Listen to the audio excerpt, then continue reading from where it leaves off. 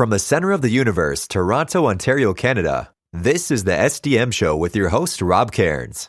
The SDM Show focuses on business, life, productivity, digital marketing, WordPress, and more. Sit back, relax, grab your favorite drink, and enjoy the show. Here is Rob. Hey everybody, Rob Cairns here. Today I'm here with my co-host, Ryan Waterbury, in our monthly segment, and we're going to talk about emerging technologies. Grab a drink, sit back, relax, and enjoy the show.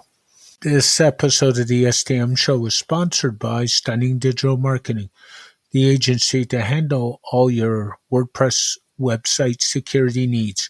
Go on over to stunningdigitalmarketing.com and find out how we can help you secure your website so you no longer have an issue with backups, being hacked, or your website being compromised. That's stunningdigitalmarketing.com.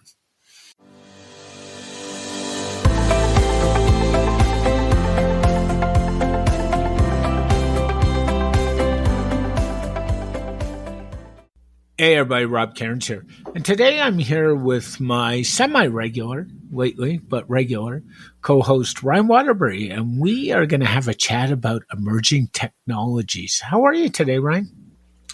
I'm finally doing good. The new year was off to a little bit of a rocky start with, the usual midwinter health issues, and then winding up a lot of new business, which is always a good thing. So, yeah. It sure is. Yeah, in a good space, but really busy. Good. Me too. And where this chat came about, we were actually sitting around bantering around again, like you and I often do. And we thought I was telling you about how I had gone to an Apple Pencil, a third-party one. And I've actually gone to a keyboard on my iPad, which will shock a lot of people because most people know I'm a staunch Android and Windows guy, but that's another story for another day. And we thought we'd talk about emerging technologies, and you had some ideas, and let's start with kind of some of those. Go ahead. It's kind of interesting, when you talked about Apple, and I'm just going to start there. Today in my newsletter, I talked about, monopolies are terrible, and how in technology, we rarely see a government have to step in and break up monopolies because there's natural competition with the rate of evolution with products. And I know you had mentioned you got an Apple Pencil, and it's not an Apple branded one; it's a third party one. It is. Cost difference on a lot of the third party stuff, and sometimes some of the third party stuff has features that are beyond what Apple's offering, which is nice. In this case, the cost difference was $120 Canadian, believe it or not. The third-party pencil was about $30 Canadian dollars, and I think the Apple Pencil retails for about $150. So, there was reason to try a third-party one at this point. Yeah, Apple had. I mean, when you talk about Apple, just defining them, they're not a hardware company. But, and people need to realize that they're a software company that has very specific hardware requirements to run their software. And when you start thinking about that, a lot of things make more sense. And, when we talk about competition and being on the Apple train, we have to talk about the App Store. And there's a lot of hate from developers with what you can put on the App Store as far as compliance. And if you're selling a product there, they've got a 30% tax or commission that Apple takes right off the top. And that's the big one. And it even includes things like in-app purchases. So for example, if you go get an Audible app, which is an Amazon company, do you know on the Apple App Store, Audible has disabled purchasing anything through the app? You actually have to go And Google's the same way. You actually have to go to the website, purchase the product, and then download it to the app because they don't want to pay the 30% commission. Absolutely. And, one thing I touched on today in my newsletter was the EU has been doing some pushes for privacy, which I think is good. And now they have the Digital Markets Act, which has pushed Apple again. And, on another one, they've told Apple, enough with your Lightning port. You need to do USB-C just like everyone else does as a standard. They have the capability. They just don't want to do it. Part of it's backwards compatibility. I get it.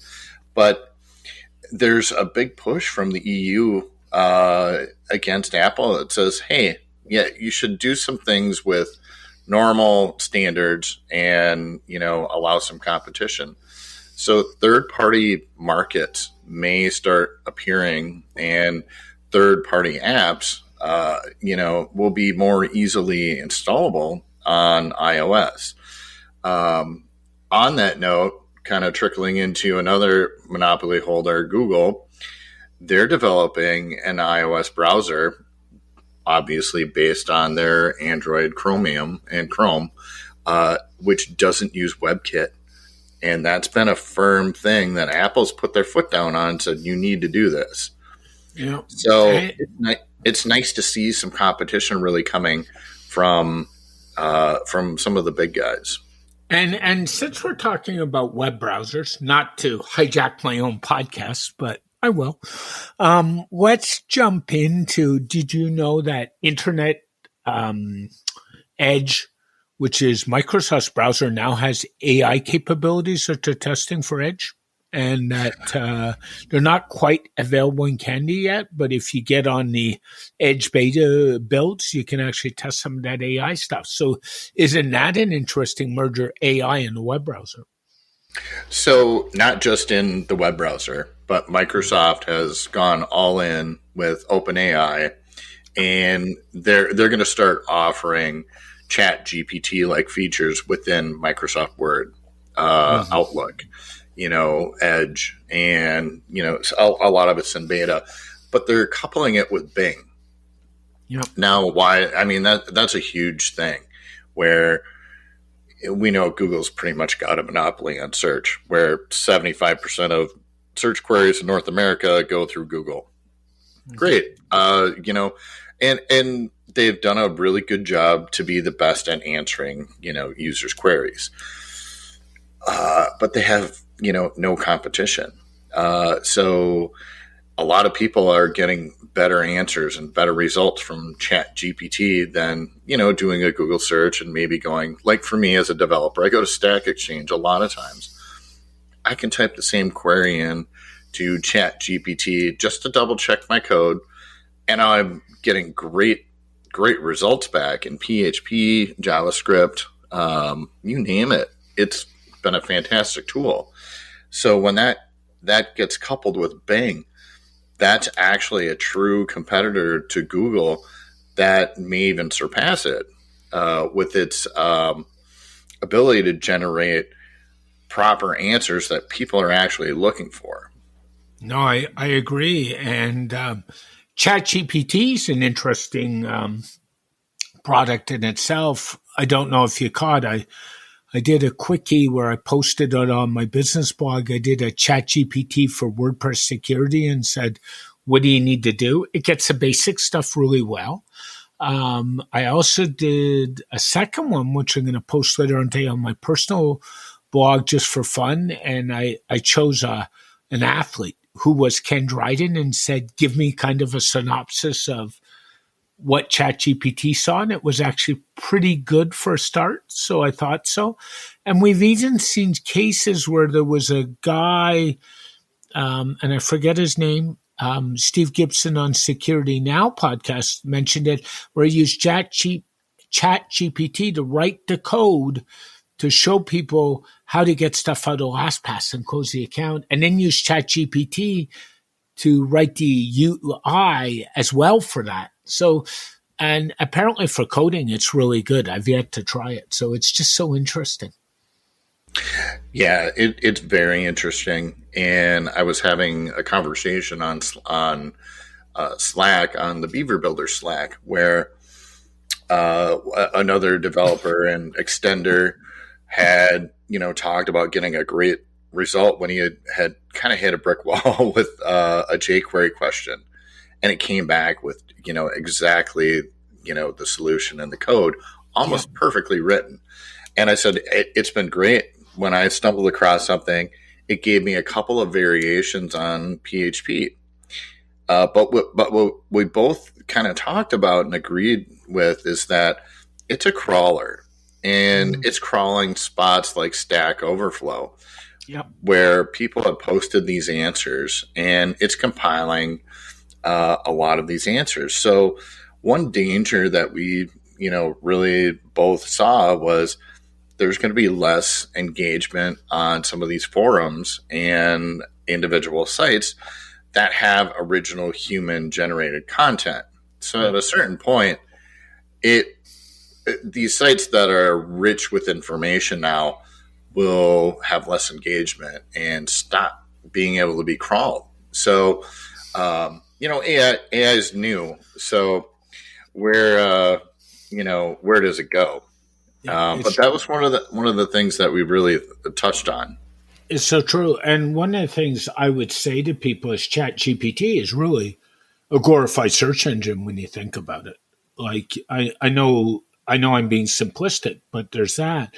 And then we've got some of these new cool photo AI products that are running around that allow you to generate photos or generate variations of photos or things like that. And there's some really interesting things going on in that space as well, don't you think?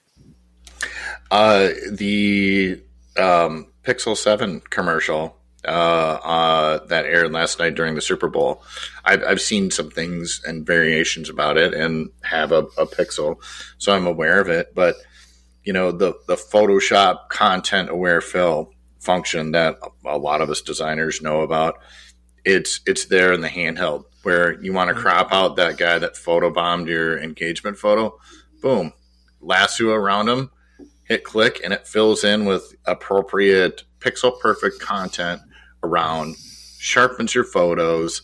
And this is just the simple part of the AI, generating completely new photos with other AI generators out there. There's some room to grow. I've seen some of the results. They're not great yet, but it's amazing at the quality and the content creation that an individual person has access to now, where, as a small business owner, I think over the next couple of years, the competition with these AI products is going to allow more individual businesses to be even more successful than they were even a couple of years ago. Yeah, it's true. I was looking at an interesting one, or a couple interesting ones. They've even got AI software for doing voiceovers right now. So if you're somebody, give you an example, what I was looking at was for a podcast chat I'm doing. And one of the things I was looking at is how well these AI products are for doing a quick voiceover instead of paying a voiceover expert. Now, let me tell you, they're not perfect, but they're certainly getting there. And it's just so interesting to look at. Yeah. I mean, even bringing some of the audio cleanup. I had seen a review on using, especially when we get started in podcasting and producing our own content, a lot of times we don't know if it's going to go really well. So we don't do the big investment on the high-end equipment. And, there's a quality break there where you can get good quality equipment for a low dollar, but there are some things to be lacking. One of the AI tools that I've seen is cleaning up audio and giving it that studio auto-tuned quality. And these tools aren't very expensive at all. Not at all. So, professionals have been using auto-tune for years, and but now the tools are coming to the masses, which is fantastic. Yeah, so true. And in audio, there's one that comes to mind that I use called Auphonic. And what it does is it takes the AI and takes an audio stream and levels out the audio. So if you've combined multiple audio streams, it levels it out. And that's all AI generated. So that's pretty amazing what's going on there. So let's switch gears again. And this one might catch you off guard a little bit, but if we're talking emerging technologies, let's jump away from the web sector and let's go look at the auto sector for a minute. And there's some really cool stuff going on in cars right now. Things like Apple AirPlay, Google Play, and things like that. And then you look at all these computers in the cars these days. And honestly, an automobile these days is just a glorified MacBook or PC. What do you think about that? Yeah, I mean, that was one of the things that really struck me when, listening to our U.S. State of the Union, where quoting the number, and I'm not sure how accurate it was, but hundreds of chips that are in cars, not just for the entertainment pieces, but, for the control, for all-wheel drive cars to give you smooth acceleration through a curve and better power transfer. It's just amazing that, your car, you're right, it's a glorified computer now. And we're not even talking about EV technology. It's just the technology within the cabin and, the drivability of every car has advanced immensely. And, I look at 20 years ago and you were just starting to see power windows standard, power lock standard, and things like that, where now we're looking at, like you said, syncing your phone with, Android auto mode, same thing with your iOS device where you have CarPlay. It's just amazing. And I don't think that evolution will stop anytime soon. No, it's getting really, really interesting. And I mean, we're even seeing it around the home. We've all got things like video doorbells, many of us, we do in this house. We've got things like fridges that can automatically order your item when your shelf gets low, believe it or not. We've got things like security cameras that are now come way down in cost, and it just kind of goes on. And I mean, there's something for everybody if you want to go down that rabbit hole. Yeah, I mean, not just for ease of use, but one of my clients actually was able to use his Ring camera to identify someone that was trying to break into his home because the guy didn't know that there was a ring there. And, so there are tons of uses for these technologies, from safety and security, which is well beyond just the everyday convenience that, we've really touched on. Yep. And some of these conveniences, if people have accessibility issues or disability issues, can even be more important because it just makes their life even that much easier. Oh, absolutely. A lot of times advancements in technology are to solve a particular problem. And I think the more that we have these tools that can solve programming and engineering problems faster, the more of these everyday problems to help people with accessibility issues learn faster. I mean, audiobooks. And AI to do voiceovers and transcribe your writing are easy to do now. And, those things used to be expensive to hire the right person to read your book and do a proper recording in a studio to have it available, months down the road. Now you AI generate your content, edit your own content in to make sure it has your own voice, and you click another button, and it's fully audio transcribed.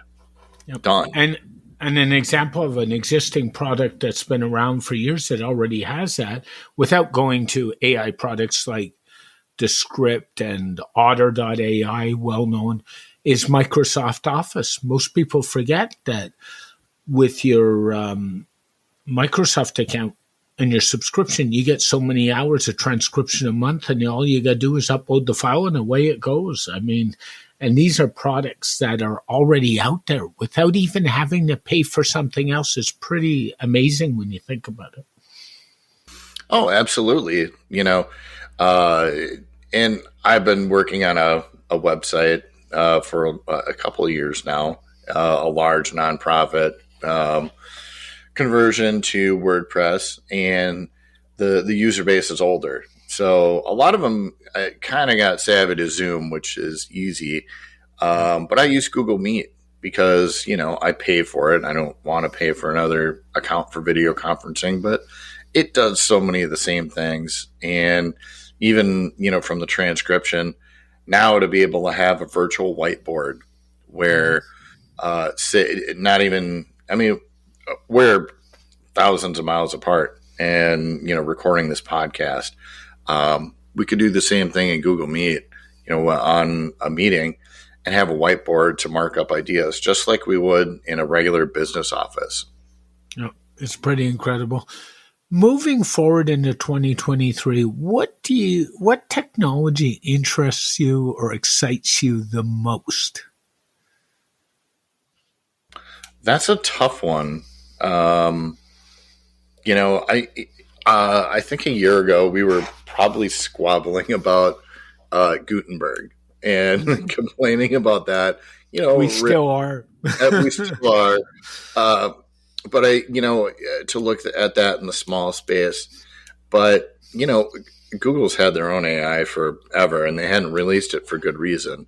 But I think those technologies with search technologies and assistive technologies are probably going to be the hot things for at least the next 6 months. Yeah. And those things affect my business and my ability to do my job more effectively than any of the other technologies out there. Yeah. For me, it's probably interesting enough off the board is drone technology. The things they're starting to do with drones are using them in defense mechanisms. My interest in drones is taking photos from the air. I actually have a drone sitting almost beside me. I'm waiting till spring to launch it. I purchased one with a couple cameras so I can actually shoot footage from the air, and that kind of excites me because you're going to get some shots. They used drone technology outside the Super Bowl last night. There was some of that being used. They're not allowed to use it in the arena, but they did use it outside. That whole technology just kind of is really interesting. Oh, absolutely. There's a local bar restaurant in my old neighborhood, Bryant Lake Bowl, that hired a videographer that does specialty drone footage. And not only being a bar restaurant, but they have a small bowling alley in Uptown to be able to do a full walkthrough via the drone all the way through back behind, the bowling lanes where the pins are set up, and then back through the bar and out the front was just amazing and made for really cool videos. So there's one to Google if you want to see a great example of drone video footage. Yeah. And one caveat I throw out there that most people don't realize or don't pay attention to, depending on the type of drone you get and the height, whether you're in Canada or the US, you might have to have a certificate from the federal government before you fly such drones. So before you go out and get one, take the time to find out what the regulations are. And please don't fly them near an airport. That just causes other problems that we don't need to get into with the state of the world right now. So, that's the other Yeah, and, make sure your drone doesn't look like a weather balloon either. No, and don't fight over the latest U.S. military base. That would be a bad idea too.